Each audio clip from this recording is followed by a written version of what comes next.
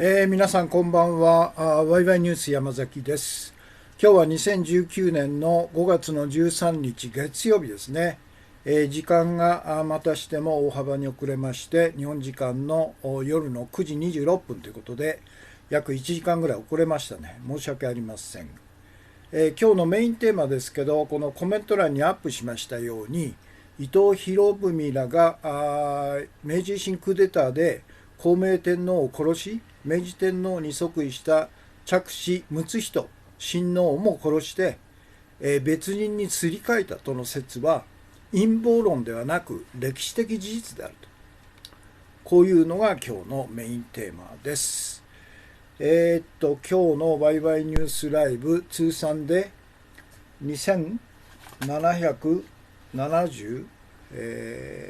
回目ですかね。そうですね。2776回目ということで、一元放送で、ツイキャステレビの媒体で、今のところ音声も映像もですね、問題なく順調に配信されているということですね。今日の放送の最初は、今日の画像ですね。今日の画像の一番最初は先週の金曜日に放送しましたワイワイニュースライブ2775回の、YouTube 向けの表紙をですね、こういうふうに作っていただきまして、ということですね。で、メインテーマが日本再生と、私が考える市民革命基本政策ということで、53項目をまとめたんですね。一応羅列、1から53まで羅列だということなんですね。現時点での視聴者数ですけど、ツイキャスでは452名様、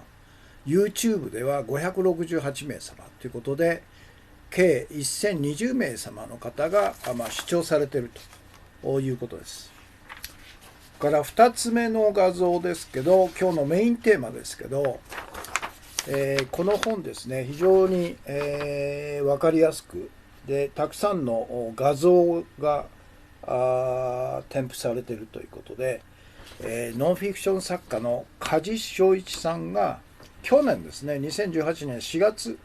に出された倒幕の南朝革命明治天皇すり替えと、この本をベースにして今日はメインテーマを取り上げるということなんですね。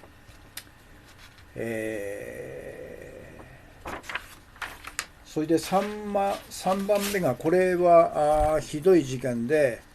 もう4月19日に起こった池袋での自動車暴走事故ということで、こういうこのプリウスを運転してた、元通産省のエリート官僚飯塚幸三という83歳の人物がですね、アクセルとブレーキ、踏み間違えて、暴走したということで、ようやくゴミの収集車とぶつかって止まったんですね。で、この横断歩道を自転車で渡ろうとしてた母親と娘、が即死したという悲惨な事件なんですね。で、問題はこの飯塚幸三という87歳の、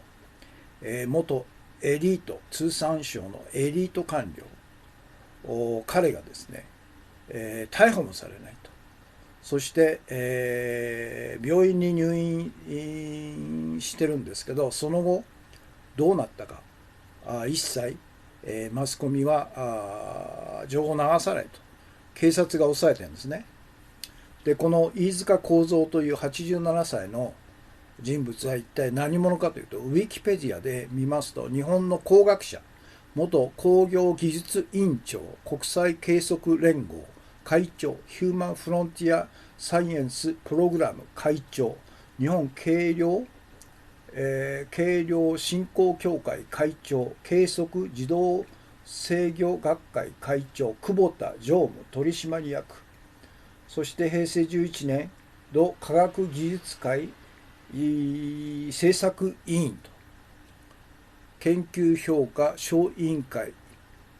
などを歴任ということで、東大の工学部を卒業したまさに、日本の官僚の技術畑のトップの人間なんですね。でこの人間がとんでもない、死亡事故を起こしたということで、これが飯塚幸三という人なんですね。逮捕もされないと。それでその後の消息が一切出てこないということですね。これなぜかというと、これなんですね。やはり現場に来てたということで、2人の警察官僚のトップですね、左側が北村茂という悪名高い、安倍政権の内閣官房の情報官という警察の公安畑出身の官僚ですよね。官邸のアイヒマンと言われている人物。そしてもう一人が、これが悪名高い中村渡っていうのかなと、この人間が伊藤詩織さんの準強姦、事件で、逮捕のために、空港に張り込んでた警官に対して、逮捕をストップさせた張本人なんですね。現在は出世して警察庁の官房長官をしている。この警察トップ2人がわざわざですね、この現場に来てたというのがこの写真なんですね。ですから完全に彼らが情報遮断し、逮捕もされないと。その後どうなったのかと。おそらく書類送検で、不起訴処分というふうになるんでしょうね。その辺の情報も一切隠されているということなんですね。で、6番目は同じようなですね、これ通産官僚で、エリートですよ。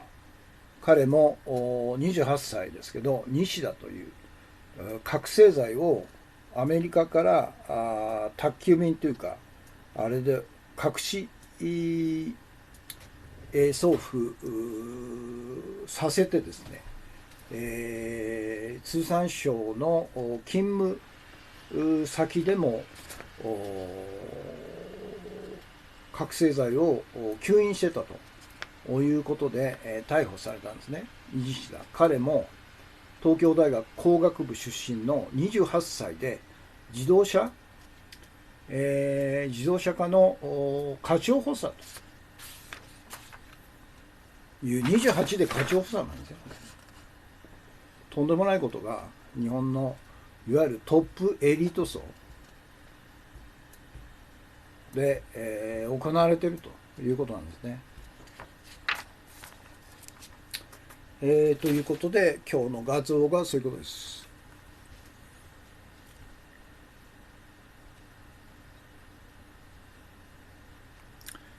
タンさん、コンティニューコイン、久保田といえばアスベスト、健康被害事件の企業と、久保田ですね。それの常務をしてたというんですね。この飯塚幸三が。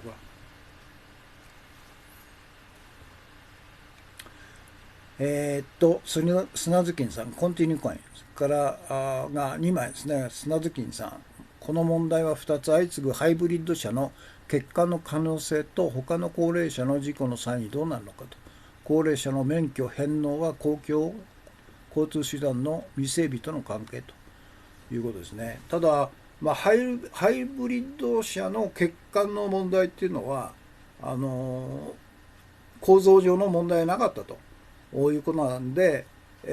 この人間がですね、飯塚幸三がアクセルとブレーキを踏み間違えたということなんですね。ほぼそれが事実だろうということですね。砂月さん、横田基地、米国大使館前で対米自立デモ、日米合同委員会の解体をと、高橋清隆の図書館、文書館か。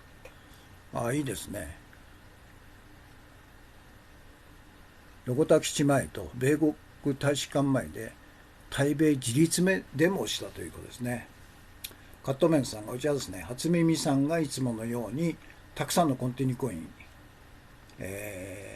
いただいていただきました。1、2、3、4、5、6枚ですね。配信ありがとうございます。から初耳さん必見ですと。今日のメインテーマですね。伊藤博文らが明治維新クーデターで孝明天皇を殺し、明治天皇に即位した着手、睦人親王も殺し、すり替えたとの説は歴史的事実であると。ただいま配信中と。砂月さんも今日のメインテーマをリツイートしてくれました。キララカットさん、コンティニューコイン2枚ですね。それからこの放送の前に砂月さんからのコメント、簡単な10のステップで実現できるファシストアメリカ、関東冒頭末尾以外、再計、マスコミに載らない海外記事、それからトランプは政権を支配しているのだろうかと、そもそも彼の政権なのだろうか、マスコミに載らない海外記事と、ちょっと内容が分かんないですけどね、タイトルだけでですね。ということで、今日の画像をアップしますね。画像の内容を。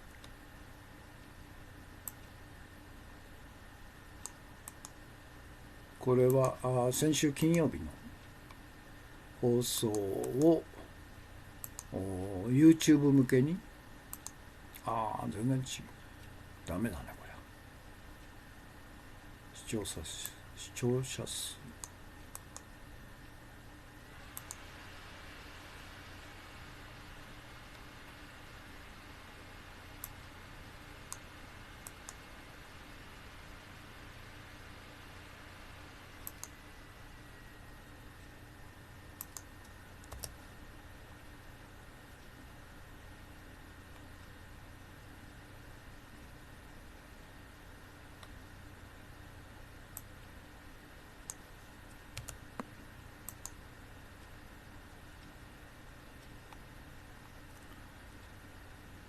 これがそうですね。そして現時点での視聴者数ですね。1020名様と。それと今日のメインテーマと関係する倒幕の南朝革命、明治天皇すり替え。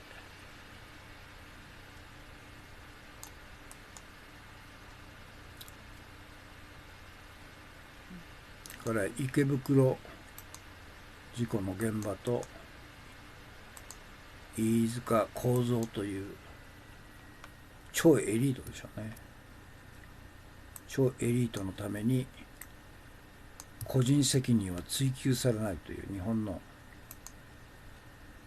官僚の治外法権制ですよね。そのためにわざわざ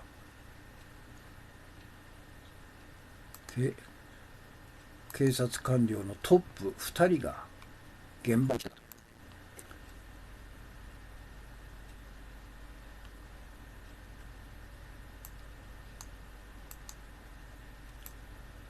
経歴ですね。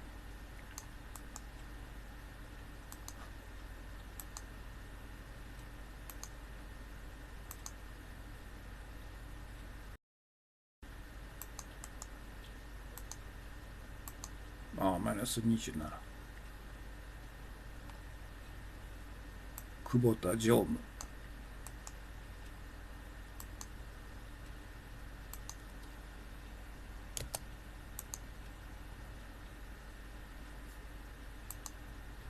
石森さん、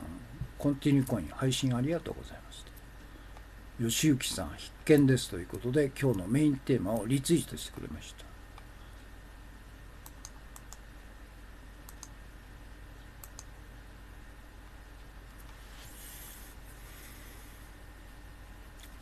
吉行さん、お茶ですね。配信ありがとうございます。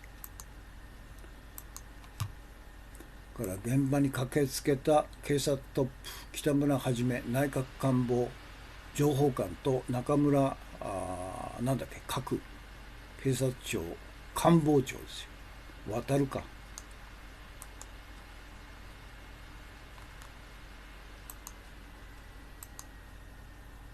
この2人が伊藤詩織さんの準強姦事件を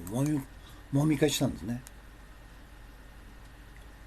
アフターマッチさん、コンティニューコインですね。石森さん、山崎康彦氏、ワイワイニュースライブ配信中ですということですね。それから麻薬取締法違反で逮捕された28歳のエリート官僚西田哲也ということですね。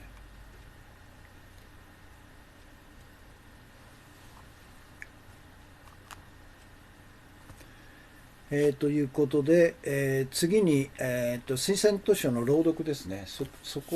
れを最初に、やります。最初はこの推奨本朗読、吉田俊弘著日米合同委員会の研究、謎の権力構造の正体に迫るという草原者官、2016年12月20日ですからもう3年前なんですね。これ1500円プラス税です。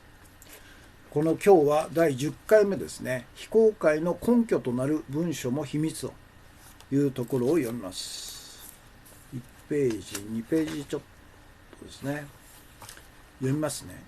非公開の根拠となる文書も秘密と、日米合同委員会の議事録や合意文書について日米双方の合意がない限り公表されないとの規定が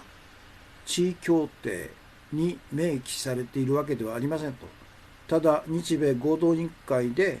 その取り決めているだけですと。しかしそれでは一体いつそのように決めたのでしょうかと。私は外務省に対し日米合同委員会の議事録や合意文書が日米双方の合意がない限り公表されないとい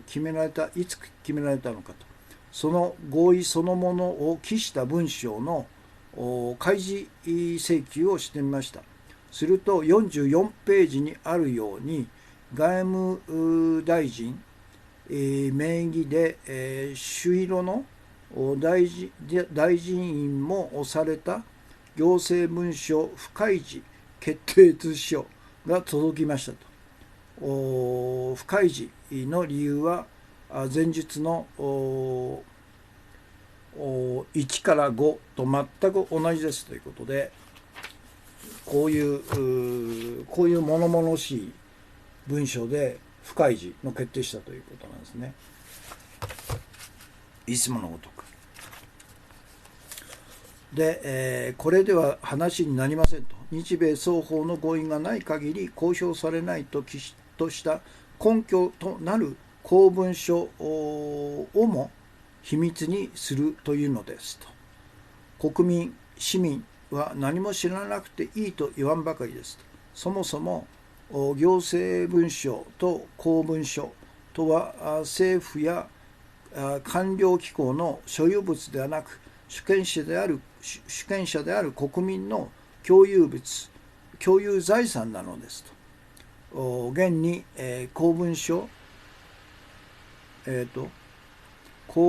管理法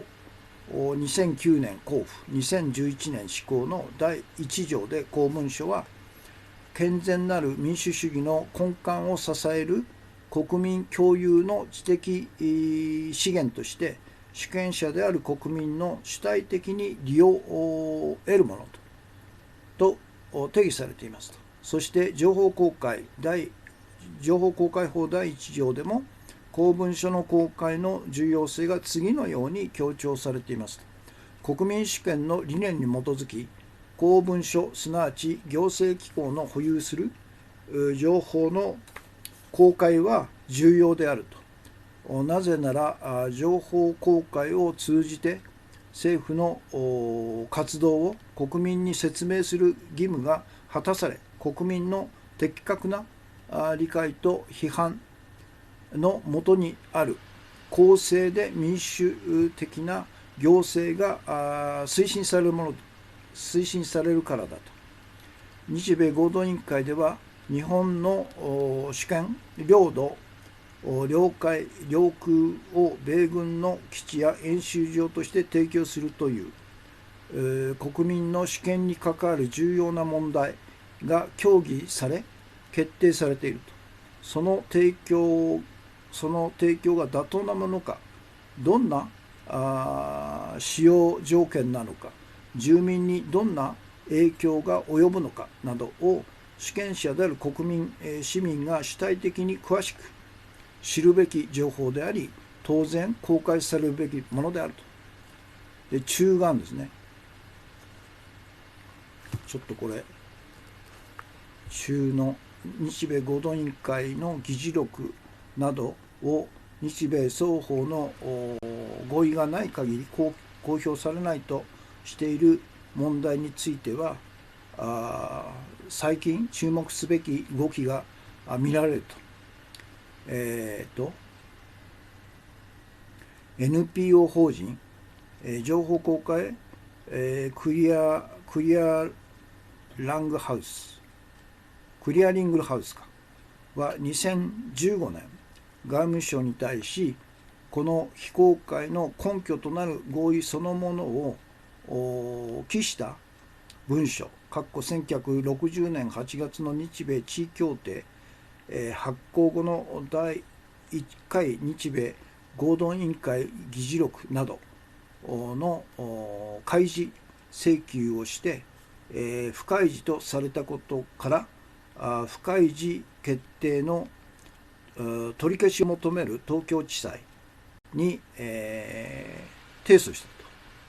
現在、係争中で、情報公開クリアリングハウスは日米合同委員会の議事録などを非公開にするとの不当性を訴えていると。一方、日本政府は2015年、沖縄での米軍による剣道の共同使用に関する日米合同委員会の議事録などを含む文書を沖縄県が開示、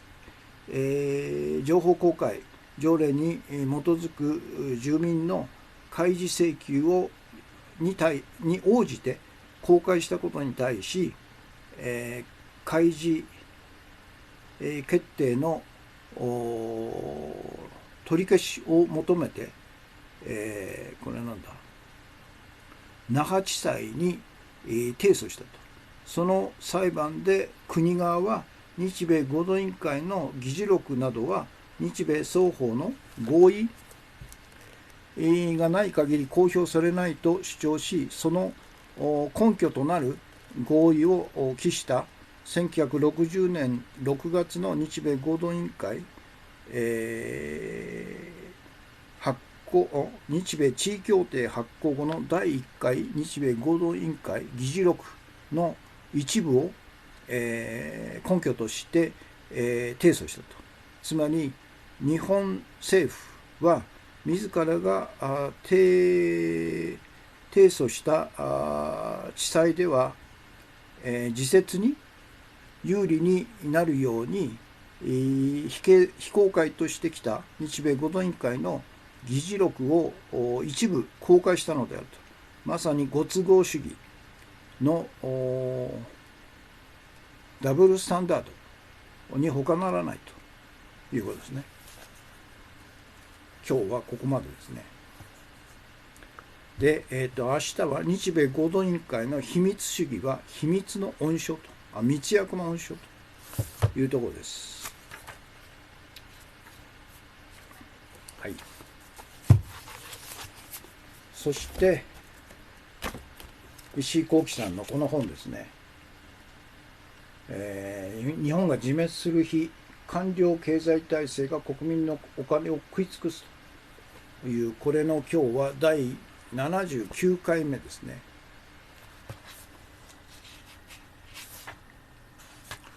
えーと、第3章、公共事業という名の収奪システム。第2節、高速道路、港湾、空港、農道の実態と、その中の本州と四国ですね、連絡橋とアクアラインは質の悪い犯罪だというところで 1ページちょっとですね、読みますね。ここに取り上げる本市連絡橋と次に述べるアクアライン、東京湾横断道路は公共事業の中でも特に質の悪い犯罪であると。瀬戸内海の美しい島々に数十本の道路橋を駆け巡らせ、それを3本のルートで管理しているのが本市、連絡橋公団であると。この公団は借入金残高4兆3700億円で、うち有利子負債が3兆8000億円、平成10年度末に達し、金利だけで年間約1400億円。これに対して通行収入はわずか870億円しかないと。旧総務省は監査の結果、収支率が21、100円の収入を得るのに、211円の経費を要すると。だから収支率が211と発表していると。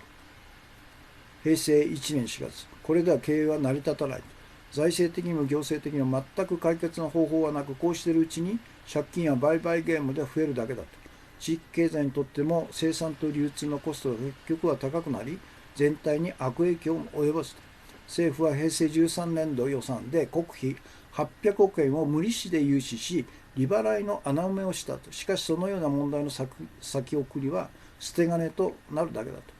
本市連絡橋に注ぎ込まれた5兆円近い金を価値あるものに転嫁する方法がただ一つある。それはこれらの橋を将来への教訓とすることであると。計画当時から強かった反対論を無視して無謀な公共事業を強行した人たちの責任を追及することが必要だと。これに関わった政治家役人、審議会委員、地元団体の責任者たちを徹底的に洗い出し、彼らが果たした役割を明らかにするのだと。業者からの集金・収票に立ち回った政治家、漁業保障の名目で暴力団に金を配った連中など全てを洗い出し、彼らの功績を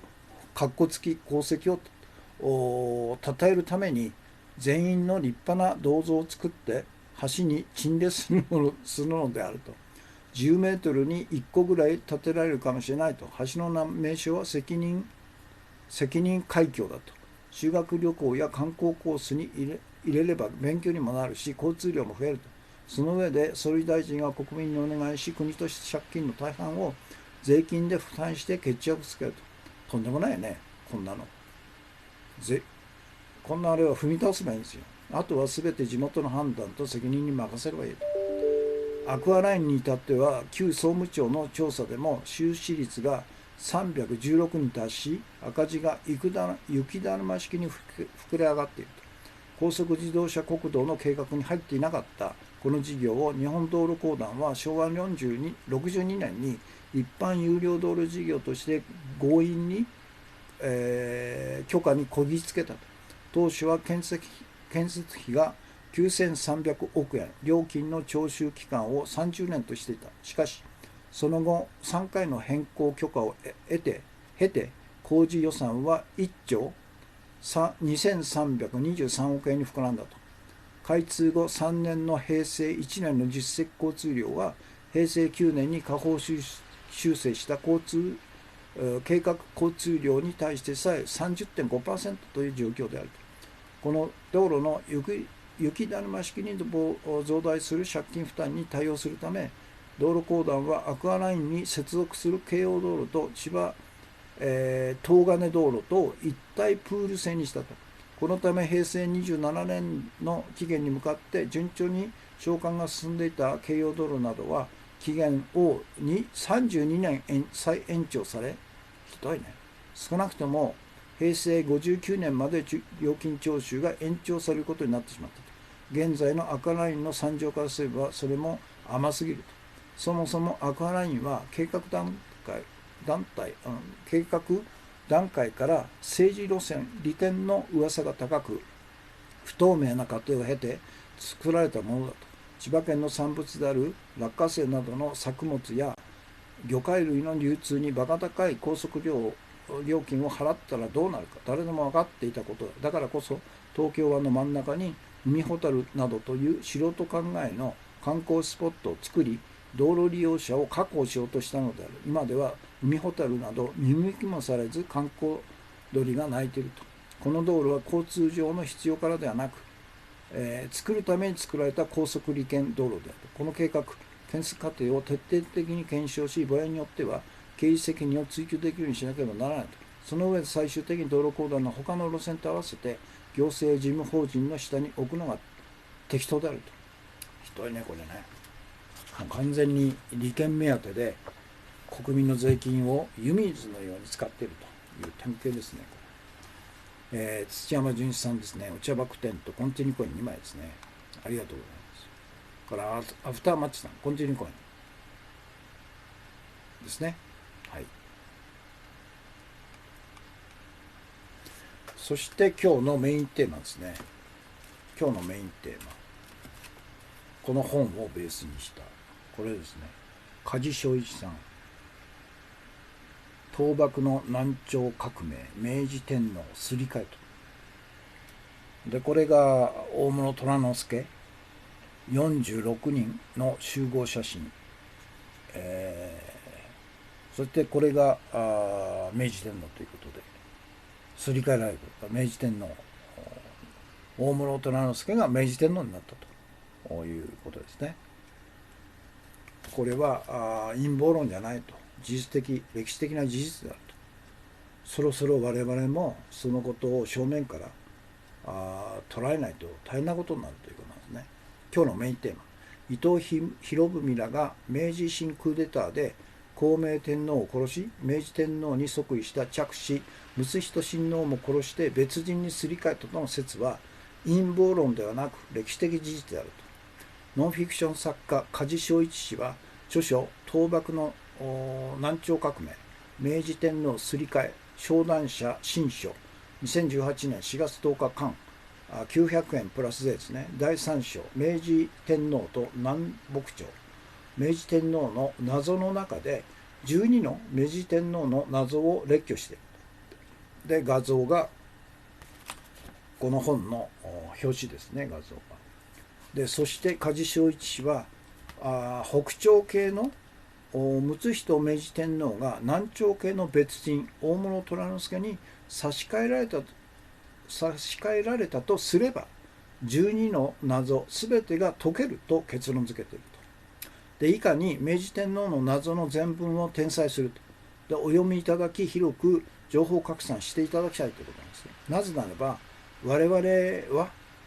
々には1869年の明治維新から今まで150年間日本の権力支配階級が国民を騙し隠してきた明治維新の壮大な嘘を見破り、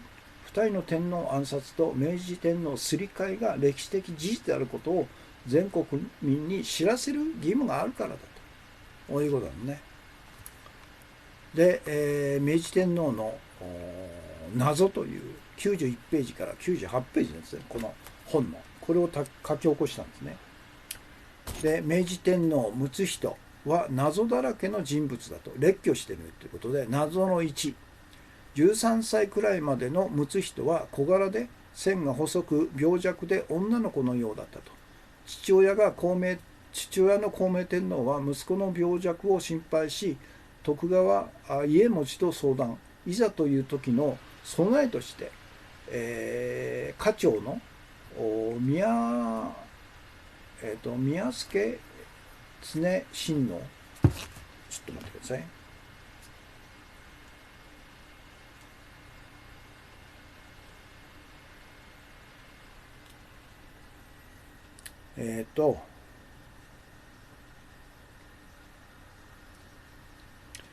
共に家長の宮広常親王か、宮広常親王という人物を用意してたんですね。で、養子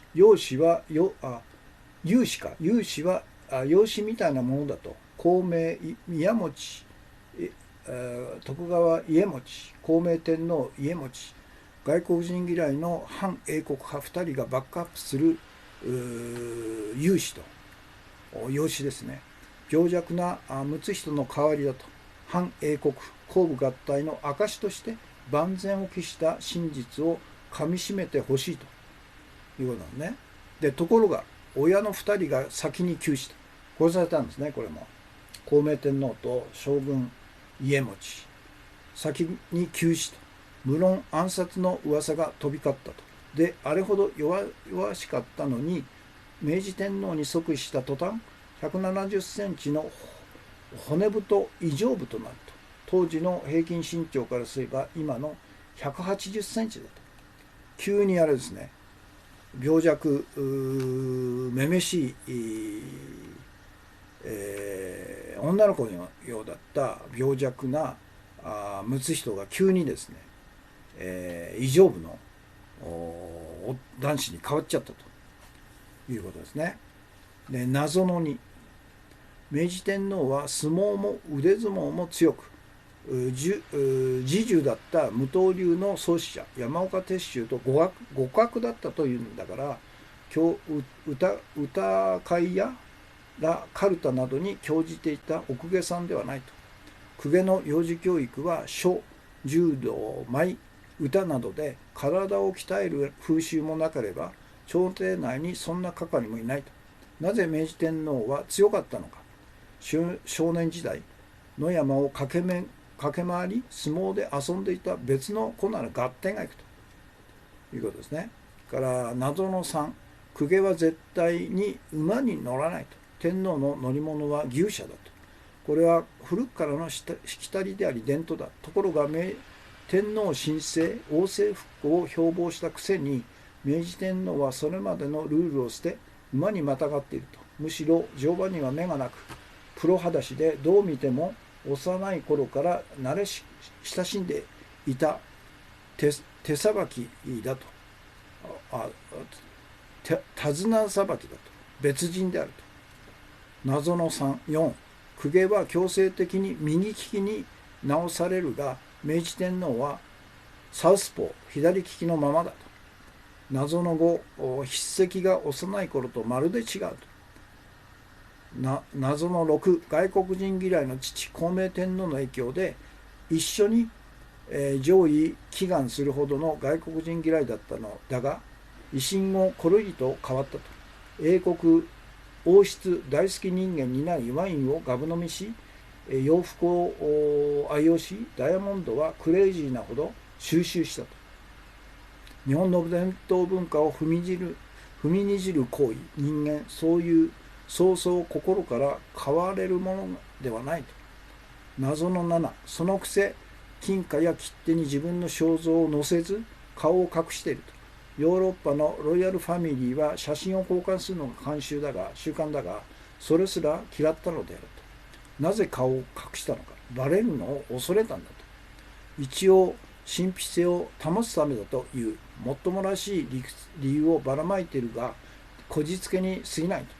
数枚の写真の存在は自己顕示欲の表れだがそれが公開されたのはずっと後のこと。身元を隠していると。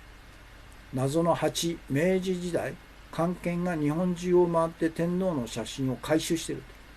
謎の9、明治天皇は自分の意思で敵の南朝を称えたと。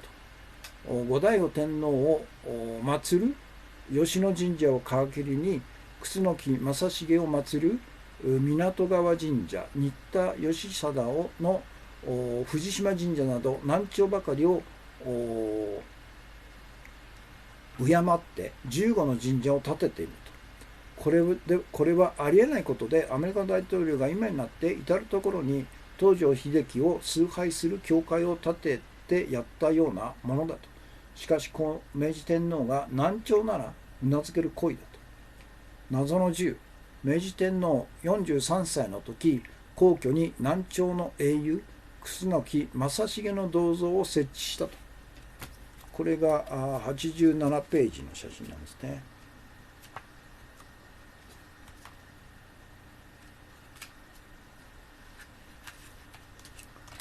87ページの写真。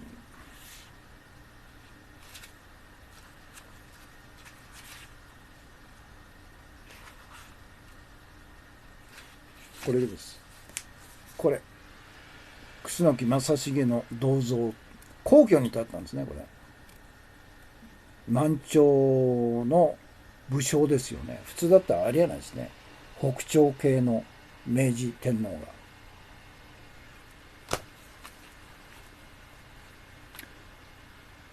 から謎の11、楠木正成は祖先を殺そうとした極悪人だと。正常な感覚なら銅像は味方の北朝武将足利尊氏であるべきだと。本来なら目の毒心の毒ではないかと。明治天皇が南朝天皇だから安眠できるのだと。謎の11、明治天皇が死ぬ1年前、突然帝国議会で南朝を正当とする大議論が巻き起こると。で、明治天皇自らが南朝が正当であるというご聖断を下したと。自分の祖先を否定するなど本来ならご乱心だが、南朝天皇ならこれも納得すると。1年前ですね、死ぬ。謎の12、天皇の妻を皇后というと。しかし明治神宮の再審で明治天皇の妻一条よし子は皇后ではなく、驚くなかれ皇太后となっていると。皇太后なら妻ではないと。自分の母親のことだと。宮内庁も神宮側もこのとんでもない間違いを正式に認めていると。しかし明治天皇がそれでいいと言ったから直しようがないの一点張りで、今も昭憲皇太后のままであるということで、この一条よし子という、彼女の写真があるんですね。これがそうか、一条よし子。これは睦仁の正式の妻だったんですね。本来だったら明治天皇が睦仁が明治天皇であれば明治天皇の妻皇后なんですけど、睦仁を殺して、自分が成り代わったということで、彼女は当然睦仁が殺されて、差し替えられたってことは当然知ってるわけですよね。ですから妻として、やっていくには無理だということで自分の母親にしちゃったんですね。皇太后にしちゃったと。そして、別の女性、これは何て言うんだろう、柳原成子と柳原成子という女性と大正天皇の母親になる女性と事実婚をしてたということなんですね。土山純一さん、お茶バクテンとコンティニコイン2枚と、それから K さんですね、コンティニコ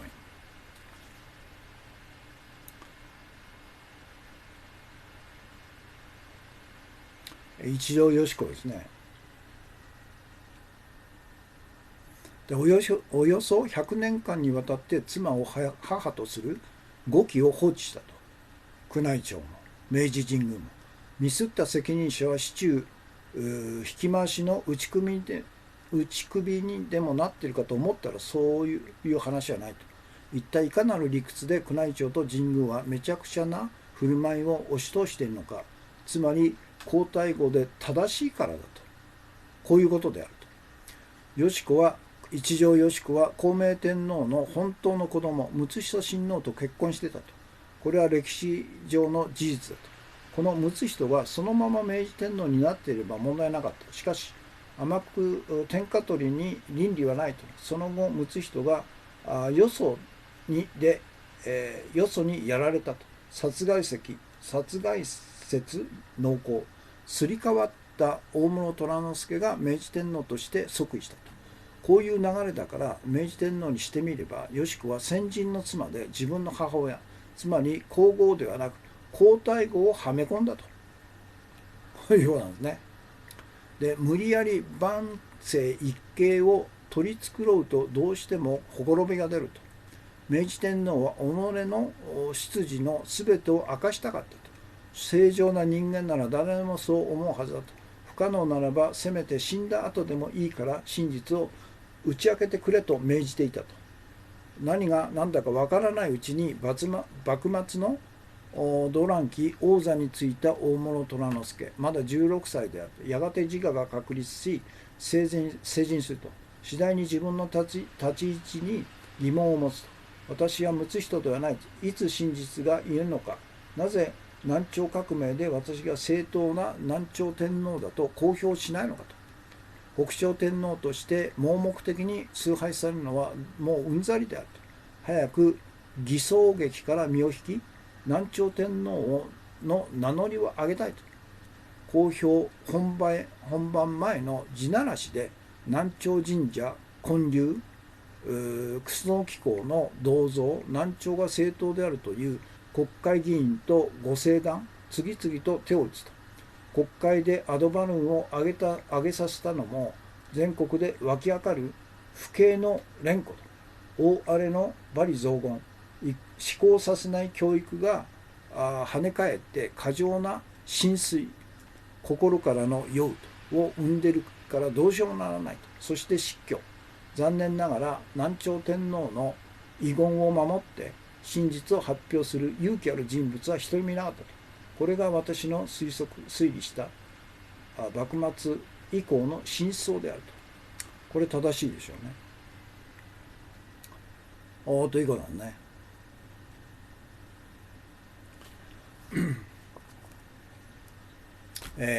ということで、こういう真相これを陰謀論だと、でっち上げだと、事実とは一切関係ない陰謀論で、とんでもない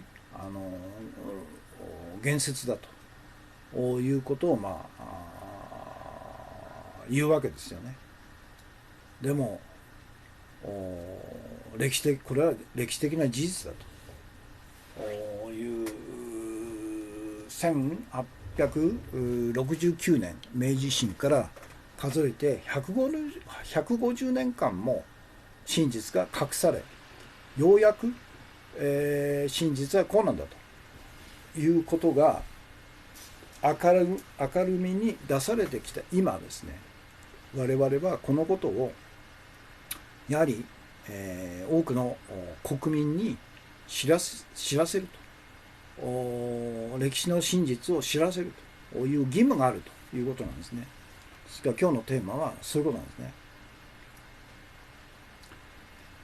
ということで、メイン、ポイントのところをアップしていきますね。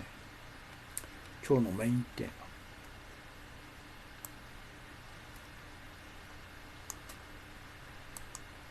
二人の天皇を殺し、睦仁明治天皇をも殺して大村虎之助に差し替えたというのは陰謀論ではなくて歴史的事実なんだと。その証拠としてこの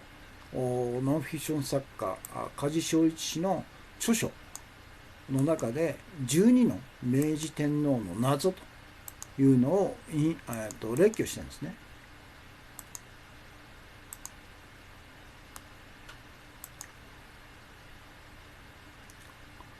で梶正一氏は北朝系の睦仁明治天皇が南朝系の別人大室虎之助に差し替えたというふうにすれば全ての謎12の謎が解けるよということを言ってるんですね。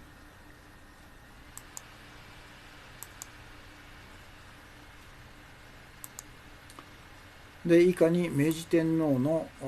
謎の全文を転載すると、書き起こして転載しますんでお読みいただき、多くの人に情報拡散してくださいというのが今日のメインテーマの目的なんですね。でなぜならば我々には1869年の明治維新から今まで150年間日本の権力支配階級が国民を騙し隠してきた明治維新の壮大な嘘を見破る義務があると。見破り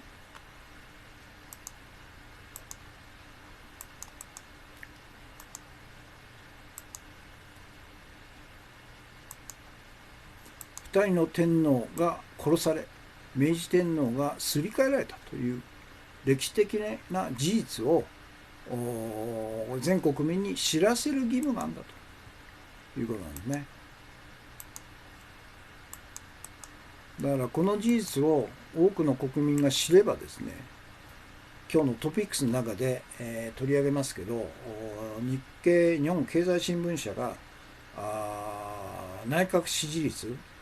それから新天皇に対する評価というのを世論調査した結果、78% が親しみがあると、肯定的な評価。そして、安倍、晋三内閣支持率 55% ですって。嘘を言うなということになるわけですね。笑っちゃうよね。で、明治天皇の謎。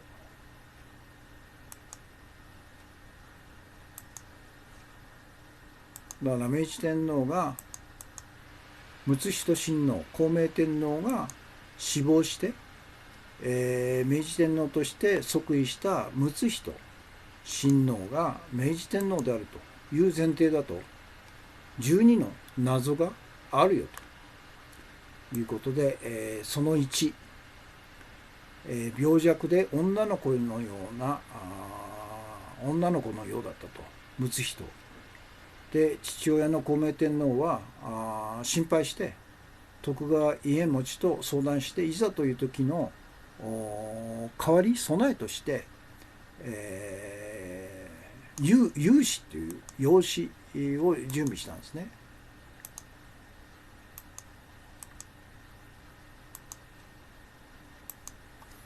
この養子の写真もあるんですよ。よく見つけますよね。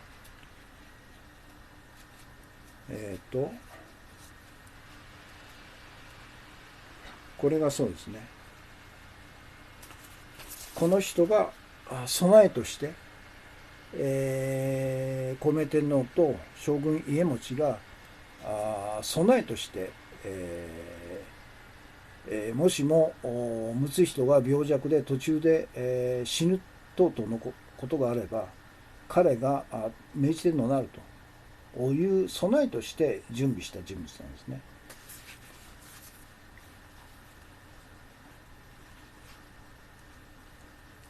それで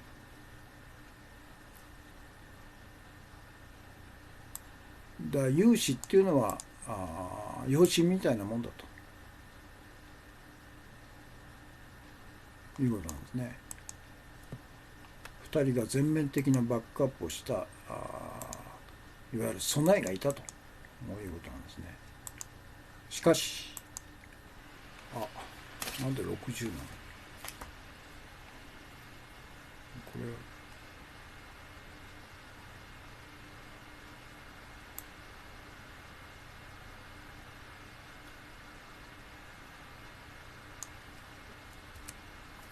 れこれですね。しかし、親の2人が急死したと、殺されたんですね。で、あれほど弱々しかったのに明治天皇に即位した途端170センチの骨太異常部となったと。おかしいじゃないかと。女官と戯れていたような病弱の弱々しい線の細い睦仁が明治天皇に即位した途端異常部になっちゃったということですね。これだけ見ても差し替えられたなというのが分かるんですね。それで謎の2、明治天皇は相撲も強いと。で、無刀流の創始者山岡鉄舟という侍従ですねと互角に相撲を戦ったということで、歌会やカルタなどに興じていた奥下さんではないと。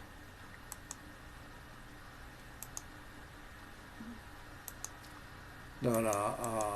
萩の騎兵隊で、鍛えられたんですね、大物虎之助は。伊藤博文が小隊長で、その下で、力士隊という体格のいいやつを集めた部隊があって、その中で大物虎之助は鍛えられたと。だから相撲にも強いんですね。で、公家の幼児教育は歌とか書とか茶道とか舞とか歌などで体を鍛える習慣もなければ宮中に係もいないということなんですね。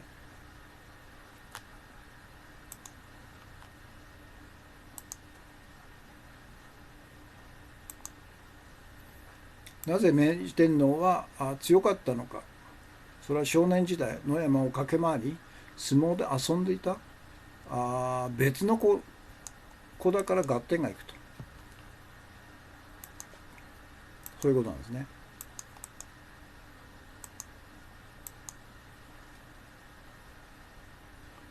それからその3、謎の3、公家は絶対に馬に乗らないと。天皇の乗り物は牛車だと。これは昔からのしきたりであり伝統だ。ところが明治天皇新政王政復興を標榜したくせに、明治天皇はこれまでのルールを捨て馬にまたがっていると。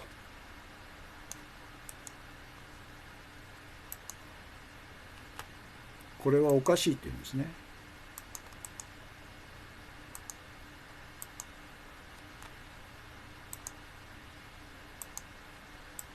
でむしろ乗馬には目がなくプロ裸足だと。どう見ても幼い頃から慣れ親しんできたことはその手綱さばきでわかると。別人だからだということですね。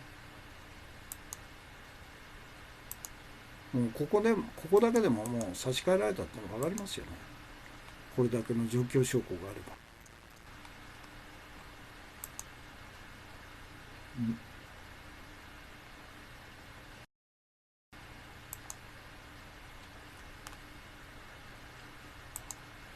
で謎の4、公家は、右利き、強制的に右利きに直されるが、大物虎之助は、左利きだった、左利きのままだったということで、いわゆる後期の人間ではないということなんですね。謎の4、謎の5、筆跡が幼い頃とまるで違うと。筆跡の問題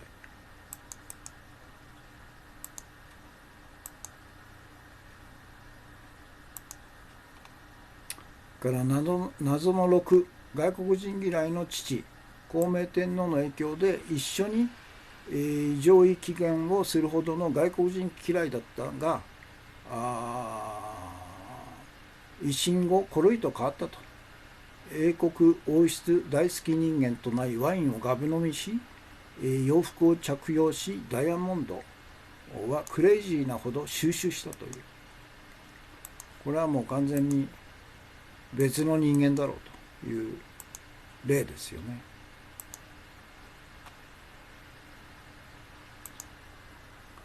謎の7、そのくせ、金貨や切手に自分の肖像を載せず顔を隠していると。ヨーロッパのロイヤルファミリーは写真を交換するのが習慣だがそれすら断ったと。なぜ顔を隠したかと。バレるのが恐れたからだということですね。写真嫌いだったっていうんですね。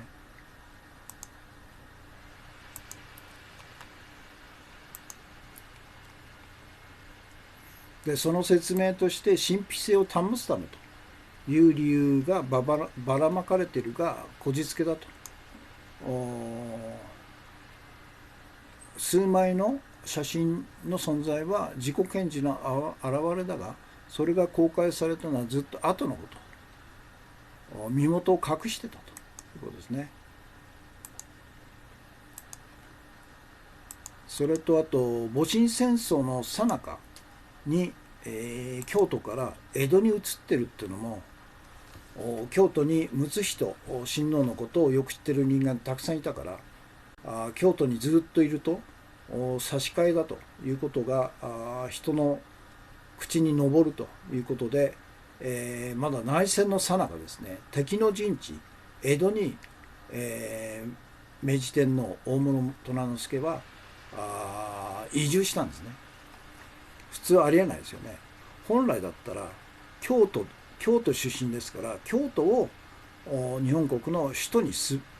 るのが当たり前ですよね。わざわざ敵の江戸幕府の首都であった江戸東京をに遷都するってことは普通ありえないんですよね。それはなぜかというと、差し替えられたことをバレるからと。明治時代、官憲が日本中を回って天皇の写真を回収しているとバレる証拠となる明治天皇の写真を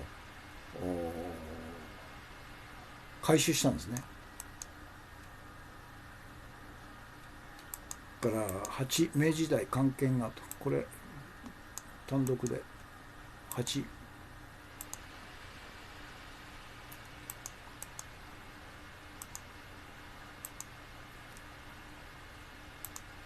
から9、自分の意思で敵の南朝を叩いたと。後醍醐天皇を祀る吉野神社、楠木正成を祀る安川神社、新田義貞の藤島神社など南朝ばかりを敬って15の神社を建てていると。普通ありえないですよね。だから彼は晩年になって自分の正体をもうばらしたいと、真実を告げたいということで、自分なりに動いた。その一つの一環として南朝を称える武将の神社を15も建てたと。これはありえないと。アメリカで言えば東条英機を祀る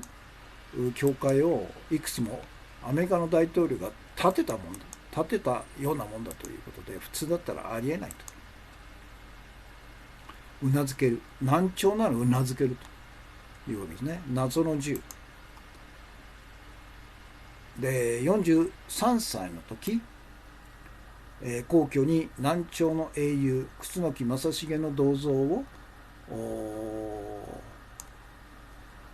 設置したと。これ先ほどの写真ですね。巨大な銅像なんですね。これ今もあるのかな、もうないのかな。楠木正成は先祖を殺そうとした極悪人と。正常な感覚なら銅像は味方の北朝の武将足利尊氏である。本来なら目の毒、ここの毒ではないが、明治天皇が南朝天皇だったら安心して安眠できるんだということですね。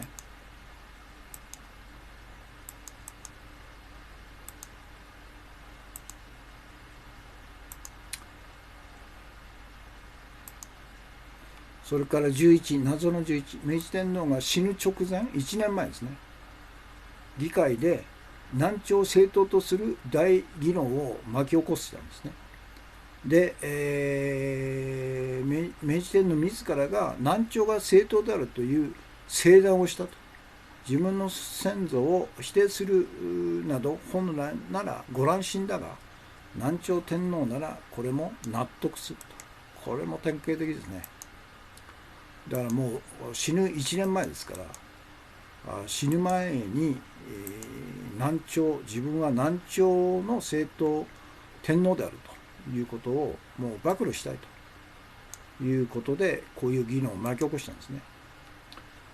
12、天皇の妻を皇后というと。しかし明治天皇の再審で明治天皇の妻一条よし子は皇后ではなく、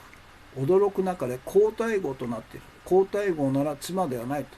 自分の母親のことはそうですよね、皇太后っていうのは。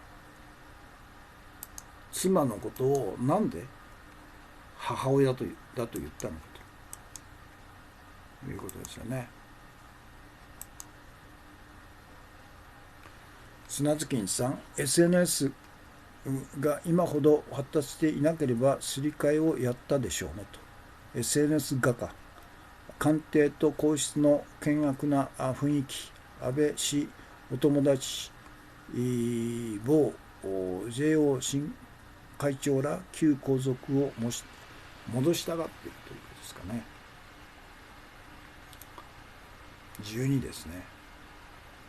自分の母親にしちゃったと。なぜか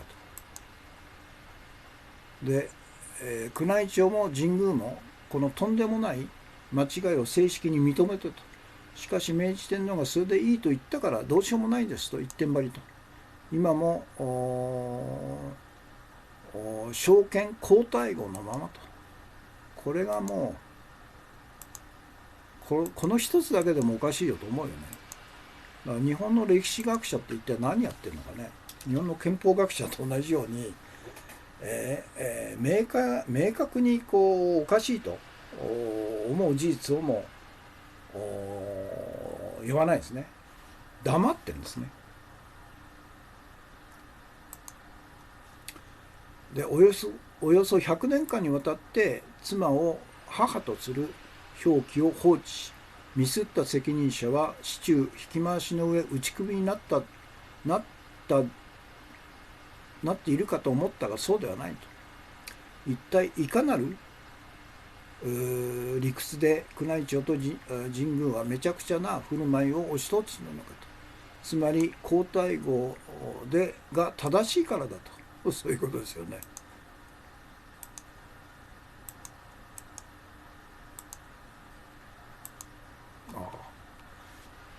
要するに、大室虎之助、すり替え明治天皇が頑として、一条よし子は妻ではないと、皇后ではないと、皇太后だというふうに、押し通したんで、さすがに、天皇が言うことに、それは違いますよと、皇后ですよということをずっとしなかったんでしょうね。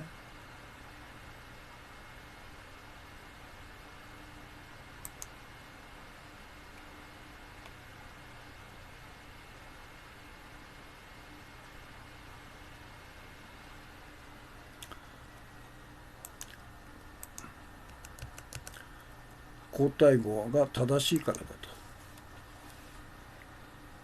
いうことですね。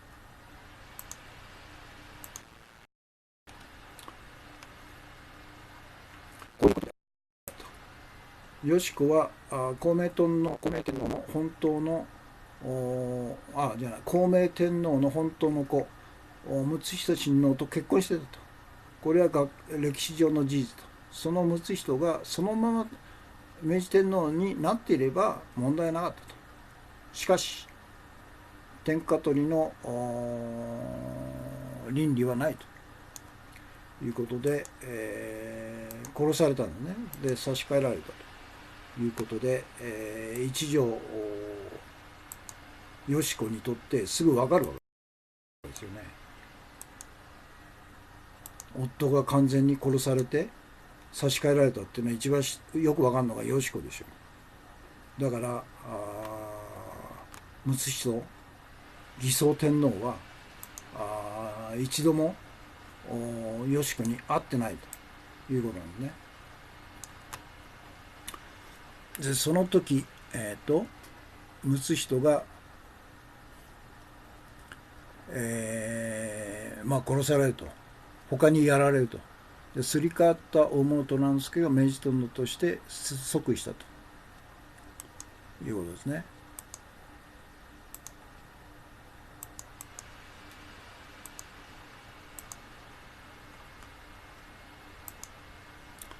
でこういう流れだから明治天皇にしてみれば、よし子は先人の妻で自分の母、つまり皇后ではなく皇太后ということですね。だから万世一系の天皇というのは嘘を塗り固めると。砂月金さん、北の政所と同じと。制度を知らない人物が制度をいじくったのでしょうと。無理やり万世一系を取り繕ろうとするとどうしてもほころびが出ると。明治天皇は己の出自を全て明かしたかったと。正常な人間なら誰でもそうする思うはずと。不可能ならばせめて死んだ後でもいいから真相を打ち明けてくれと命じていたということなんですね。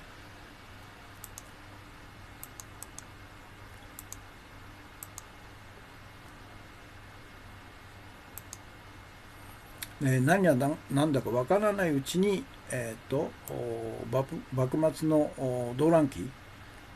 王座に玉座ですね、玉座についた大室虎之助とまだ16歳、やがて自我が確立し成人すると次第に自分の立ち位置に疑問を持つということですね。私は無つ人ではないと。だから偽装するから疲れるわけですよね。自分の自我をそのまま出せない、常に無つ人を偽装しなくちゃいけないと。だから疲れるんですね。いつ真実が言えるのかと。なぜ南朝革命で私が正当な南朝天皇として公表しないのかということですよね。ものすごいストレスでしょうね。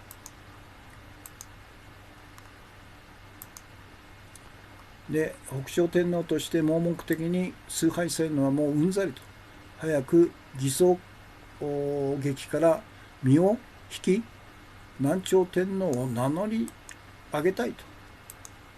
当然ですよね。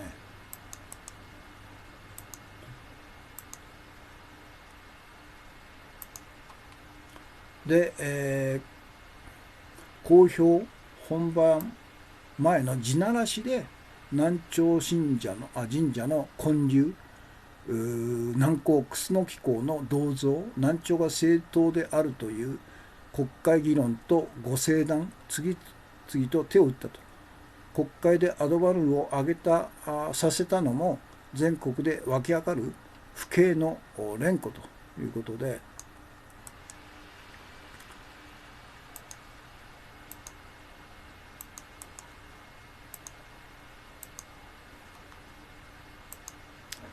それで大荒れの罵詈雑言、思考させない教育、今と同じですね。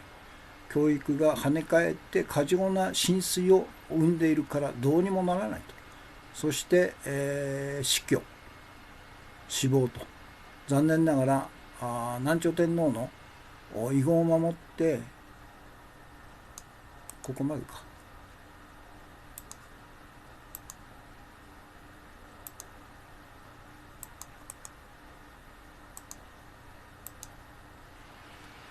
それでそして死亡しちゃったと。残念ながら南朝天皇の遺言を守って真実を発表する勇気ある人物は誰もいなかったと。これが梶正一さんが推理した幕末以降の真相であると。これ正しいでしょうね。これだけの状況証拠があればですね、誰でもこれは陰謀論だということはなくなるんですかね。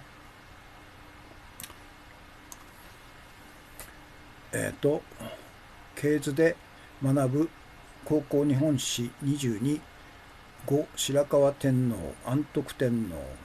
平治政権と。安徳天皇壇の浦に沈む、ここで万世一系は切れているということですね。だから南北朝で分かれる以前に壇の浦でもう万世一系の天皇制なんていうのは嘘だっていうのが切れちゃってるんですよね、ここでね。というのが今日のメインテーマです。ということで、今日のメインテーマは伊藤博文らの明治維新クーデターで孝明天皇を殺したと。そして、嫡子の睦仁親王が明治天皇に即位した途端ですね、おそらく3ヶ月か4ヶ月後にも殺しちゃったと。毒殺と言われてますね。そして、大室虎之助、南朝の末裔と言われて伊藤博文が大切に育ててきた16歳の大室虎之助、田伏村出身の朝鮮系の被差別部落民の中にいた大室虎之助をすり替えちゃったと。で、この本にもありますように、これ46人のフルベッキーという宣教師を真ん中にして、そうそうたる明治維新クーデターを主導した指導者たちが集まってるんですね。でこれが坂本龍馬、あ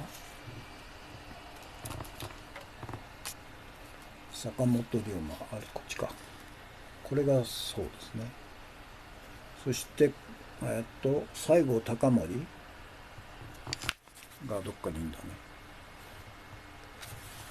後ろの方にですね。でフルベッキーが真ん中にいて、息子がいて、その前に、横に座ってるのが大村虎之助と。あれ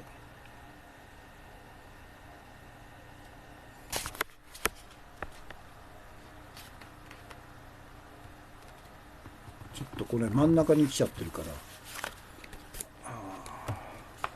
ら、ちょうど真ん中に来てるから隠れちゃったんですけど、一番のこの集合写真はフルベッキーが中心というふうに見えますけど、実はここにいる大室虎之助が一番真ん中に来てるっていう、これが一番の中心の人物だっていうのがそうなんですね。これでわかるんですね。これでこの写真の真ん中はどこかっていうと、この赤い線が交わったところ、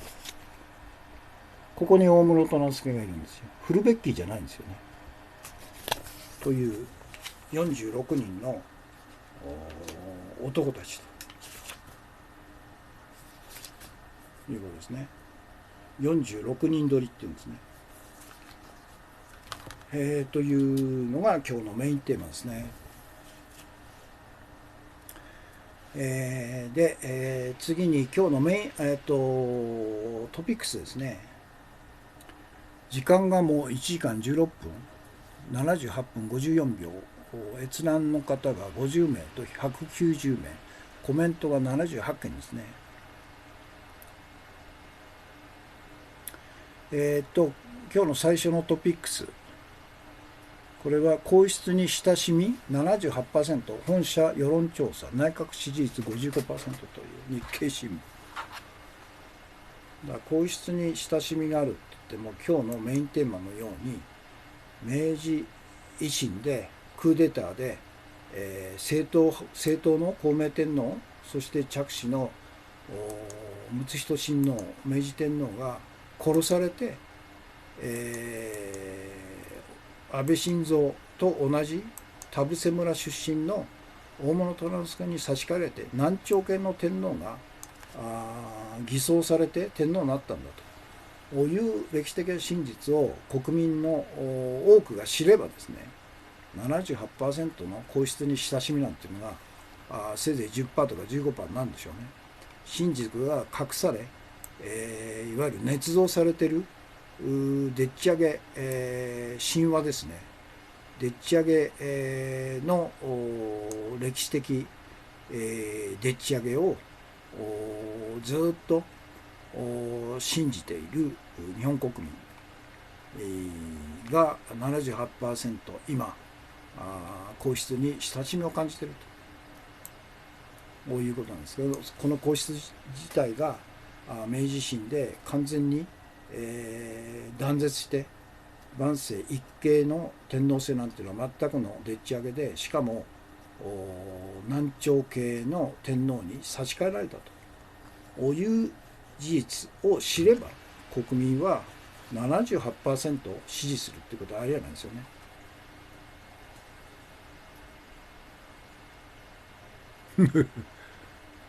そうでしょうね。菜食ヒーローさん、この話をおかんに話したら怖くなってきたと言ってます。それはそうでしょうね。でもいくら怖い事実でも、真実っていうのは正面から捉え直さなくちゃいけないという、いつまでたったって、支配階級のでっち上げた歴史的なカッコつきの真実、神話を我々は洗脳されて、誘導されているということなんですよね。ぜひこの恐ろしい話をできるだけ広く、情報公開、情報拡散していただきたいですね。それからこれですね、東京池袋で歩行者絡む事故、女児含む2人死亡という、これは当日事故が起こった4月19日当日の日経新聞なんですね。でこの記事で典型なのは、被害者の名前はちゃんと書いてあるんですよ。でも加害者の名前は一切書いてなくて、無職、87歳の無職の男という、当然ながら被害者の身元が分かってるんですから、加害者なんかそれ以前に当然分かってるはずなんですけど、この日経新聞は加害者が元通産官僚のエリートだということを知って、単なる無職の87歳の人間だという匿名、というか名前を隠してですね、記事化してるんですね。砂津健さん、天智天皇と天武天皇の正統派争いを見れば、時の権力者は天皇を名乗りたかったのではないかと、平将門もということですね。だから玉を取った方が勝ちなんですよね。玉なんですよね。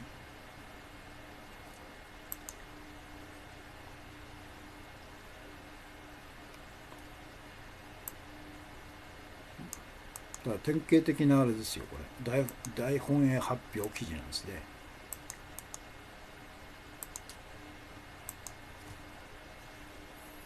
でこの加害者がですね、元通産のエリート官僚でなかったら、当然ながら顔写真も出て即逮捕され、実名名前が出るということなんですけど、一旦、エリート官僚だということが分かると、こういうふうに名前を出ないと、逮捕もされないと、その後の消息が一切隠されちゃっているというふうな形なんですね。飯塚幸三ですよ。ひどいもんですよね。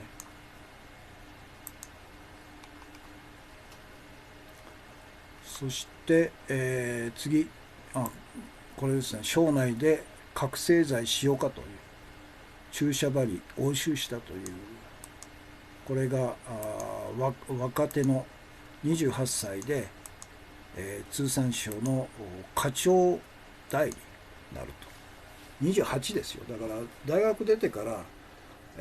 22、3で大学出るから5年で、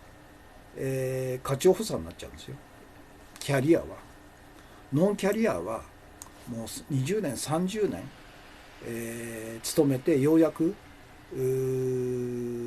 課長代理になるかなれないかっていう、この差ですよね。だからそれ自体がもう間違ってんだよね。東大なんかもう完全に東大とか旧7帝大っていうのはもう解体した方がいいんですよ。権力犯罪者を養成する教育機関になってる。から西アフリカのブルキナファソという国で、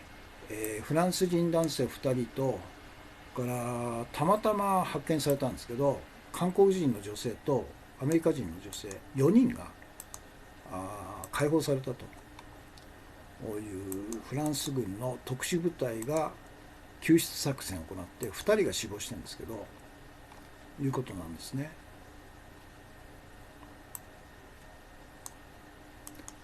で、なぜ取り上げたかというと、要するに国の対応が全然安倍、と違うと。要するに彼ら4人、フランス人2人の男性含めて4人とも、いわゆるこの国っていうのは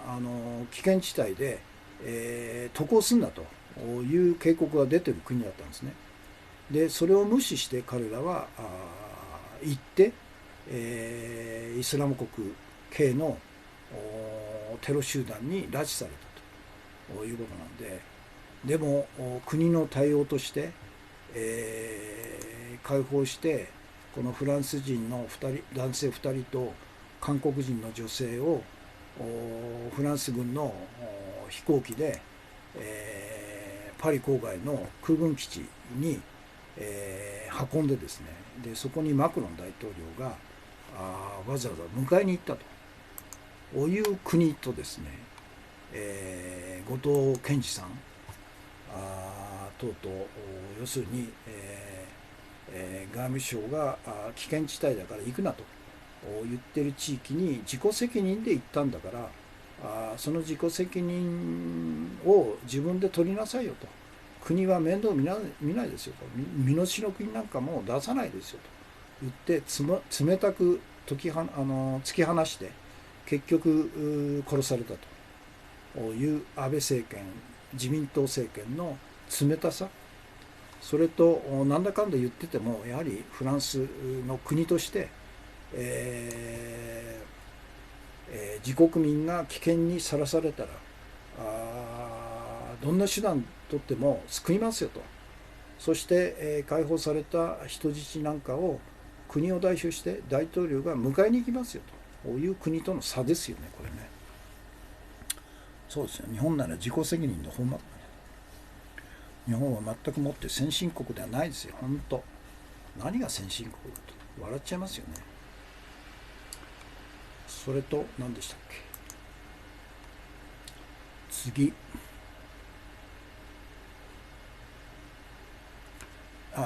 英国の世論調査で EU 離脱の新党ブレグジット党が支持率トップになったということですごいねこれで。EU のヨーロッパ議会選挙っていうのが始まるんですね。でその前に英国の世論調査をした調査会社があったと。でその調査結果によると1ヶ月前に発足した新党ブレグジット党がダントツ支持率1位になっちゃったという、これ驚愕ですね。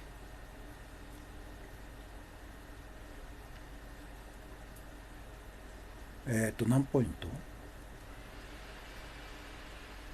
？34% ですよ。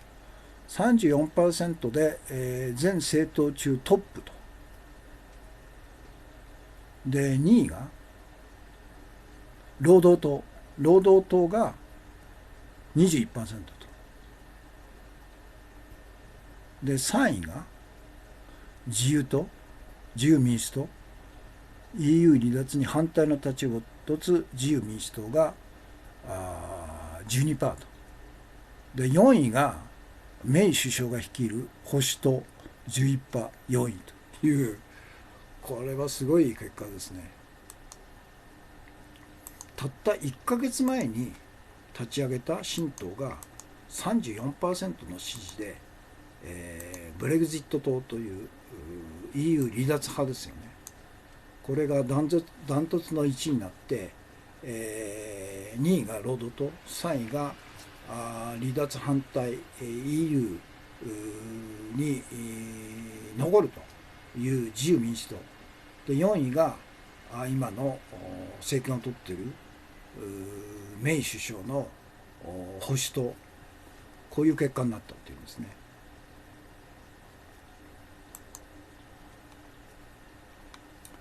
から5番目、トランプですね。またトランプが圧力を受け、圧力を圧力で学業成績を隠蔽したという。あいつはなんか都合悪いと全部大統領権限とか側近を使って圧力をかけて情報を隠蔽すると、外に出すなということで、学業成績までも隠蔽してたという。笑っちゃうよね。彼が優秀だというのは誰も信じてないんだけど、それほど隠蔽するほどよっぽど学業成績悪いんでしょうね。これは3月7日の AFP ですね。もうギャグでしかないというそういうことですね。本当ギャグだよねこれね。よっぽどあれじゃないですか。5年間いたっていうからね。よっぽどの学業成績ほとんど落第すれすれ、おそらく落第してるんでしょうね。で今日の重要情報、経産官僚の覚醒剤事件でワイドショーがピエール滝報道と大違いと、安倍政権下で経産省が上級国民ということで、あれほどですね芸能人ピエール滝の覚醒剤で騒いだワイドショーが、この経済官僚エリート28歳が将来で注射器を使って覚醒剤を注射してたという、そのピエール滝どこじゃない、大スキャンダルに対してワイドショーは一切沈黙しちゃってるとすごいね、分かりやすいですねこれね。日本のマスコミっていうのはどっちに顔を向けてるかということでしょうね。大本営発表そのものですよね。笑っちゃうほどですよ。だからトランプもギャグだけど、日本の官僚あるいは安倍政権、政治家官僚、そして大手マスコミ全てギャグ、そういうふうになってますね。末期症状ですね、日本の場合はね。ということで今日の放送これで終わりですね。もう92分56秒になりましたね。視聴される方が51名と205名と、コメントが私のあれだと92件ですね。ということで、長い間お疲れ様でした。現在日本時間で、もう11時ですね、11時になりました。ということで、たくさんのコメントとたくさんのコンティニューコインとたくさんのギフトいただきましてありがとうございました。ということで、明日火曜日ですね、日本語放送ありますんで、もしよろしければまた合流してくださいという、9時頃、9時前にいつも言ってますけど、スタートしたいという希望なんですけどね。コメント71ですね。お疲れ様でした。砂月さん。ということで、お疲れ様でした。今日の放送、これで終わります。また明日ですね。終了です。あれ